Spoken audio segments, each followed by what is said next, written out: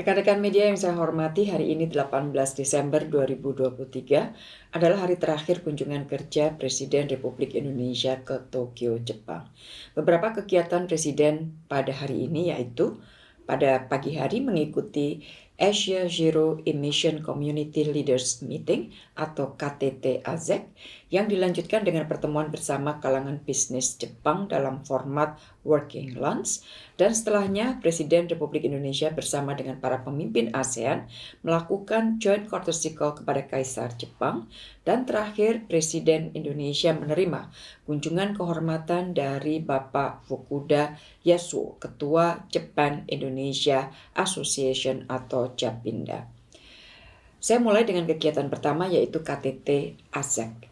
Pertemuan ini adalah pertemuan tingkat leaders AZEC yang pertama sejak AZEC diluncurkan di sela-sela KTT G20 di Bali November 2022 yang lalu.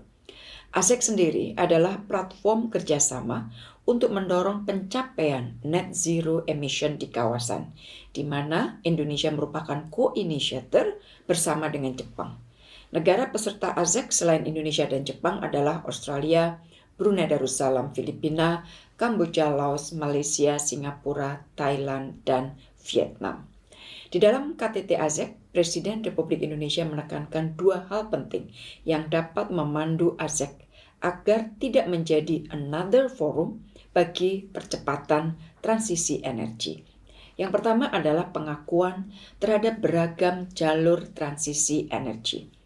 AZEC harus dapat mendukung penguatan upaya dekarbonisasi melalui pendanaan yang inklusif untuk mengembangkan berbagai proyek Carbon Capture Storage atau CCS dan Carbon Capture Utilization Storage atau CCUS. Yang kedua, Presiden menekankan pentingnya dukungan terhadap pendanaan inovatif. Presiden kembali mengangkat pentingnya scaling up pendanaan berkelanjutan dan pentingnya sinergi pemerintah swasta dan perbankan dinilai Presiden adalah kunci dan harus menjadi game changer untuk percepatan transisi energi. KTT AZEC menghasilkan Leaders Joint Statement yang berisi antara lain komitmen memenuhi Paris Agreement yang seiring dengan pertumbuhan ekonomi dan ketahanan energi. Kemudian adanya keperluan pendekatan yang dibuat secara tailor-made menuju dekarbonisasi. Kemudian di dalam joint statement tersebut juga adanya pengakuan berbagai macam teknologi dan inovasi untuk mempercepat transisi energi termasuk melalui CCS, CCUS, pemanfaatan energi sebagai transition fuel, promosi elektrifikasi, dan dekarbonisasi sektor transportasi. Serta menggarisbawahi pentingnya scale up pendanaan transisi melalui AZEC termasuk melalui promosi implementasi perdagangan karbon di kawasan. Bagi Indonesia, kesepakatan yang dicapai dalam KTT AZEC ini telah turut mengakomodir suara Indonesia yang secara konsisten terus mendorong pengakuan berbagai pathways atau jalan dan teknologi menuju transisi energi. Kemudian pentingnya meningkatkan mekanisme pendanaan untuk menutup financing gap di antara negara berkembang serta perlunya pengembangan aksesibilitas dan keterjangkauan rantai pasok energi di kawasan. Sebagai deliverables, terdapat 69 kerjasama transisi energi dalam kerangka AZEC, di mana di antara 69 tersebut, 24 di antaranya adalah proyek transisi energi untuk Indonesia atau antara perusahaan Indonesia dengan perusahaan Jepang. Jadi saya ulangi, dari 69 proyek kerjasama, 24 diantaranya berasal dari Indonesia yang didukung oleh Jepang.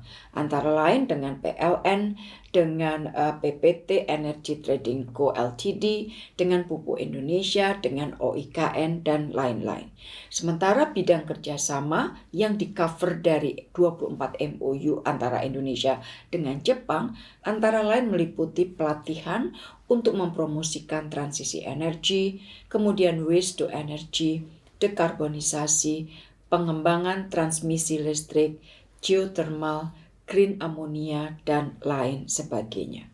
Rekan-rekan media yang saya hormati, setelah KTT ASEC sebagai Ketua ASEAN, Presiden Republik Indonesia menyampaikan pidato di hadapan kalangan bisnis Jepang. Pertemuan bisnis dikemas dalam format working lunch, dituan rumai oleh Kei dan Ren atau Federasi Bisnis Jepang dan Japan Chamber of Commerce and Industry. Pertemuan dihadiri oleh sekitar 78 chairman atau CEO dari berbagai perusahaan besar Jepang yang bergerak antara lain di bidang infrastruktur, energi, otomotif, dan trading house. Di dalam pidatonya, Presiden mengangkat 3 fokus kerjasama ke depan. Pertama, dukungan bagi percepatan transisi energi dalam bentuk kemudahan akses, pembiayaan inovatif, dan transfer teknologi. Yang kedua, penguatan rantai pasok, termasuk untuk mendukung ASEAN sebagai global hub industri EV. Dan yang ketiga, mendorong integrasi ekonomi kawasan melalui optimalisasi RCEP, Japan ASEAN Comprehensive Economic Partnership, serta keberlanjutan proyek konkret Jepang dalam ASEAN Indo-Pacific Forum. Peran dunia usaha Jepang melalui quality investment-nya sangat strategis untuk mendukung pembangunan di kawasan Asia Tenggara. Rekan-rekan, pada sore hari, Presiden bersama dengan pemimpin ASEAN lainnya melakukan joint courtesy call kepada Kaisar Jepang. Presiden Indonesia meyakini dukungan Kaisar Jepang akan semakin memperkokoh kemitraan ASEAN-Jepang sebagai trusted partners dalam mewujudkan kawasan yang damai, stabil, dan makmur. Dan acara Presiden terakhir adalah menerima kunjungan kehormatan dari Ketua Japan Indonesia Association atau JAPINDA, yaitu Bapak Fukuda Yasuo, yang juga merupakan sahabat dekat Indonesia dan mantan Perdana Menteri Jepang. Dalam pertemuan, Presiden terus mengharapkan JAPINDA dapat mendukung peningkatan investasi dan ahli teknologi dari Jepang, dan untuk terus memprioritaskan kerjasama pengembangan kualitas SDM. Bapak Presiden juga mengharapkan pelaku usaha Jepang dapat memanfaatkan berbagai kesepakatan baru dalam kerangka IJPA, antara lain adanya eliminasi tarif untuk produk ikan olahan Indonesia, perluasan akses perbankan, dan kerjasama melalui New MIDEC atau Manufacturing Development Industrial Center yang mendukung industri Indonesia menjadi basis produksi regional. Demikian rekan-rekan hasil dari berbagai kegiatan Presiden Republik Indonesia pada hari terakhir kunjungan kerja ke Tokyo, Jepang. Presiden Republik Indonesia akan langsung kembali ke Jakarta pada malam hari ini dari Tokyo. Terima kasih.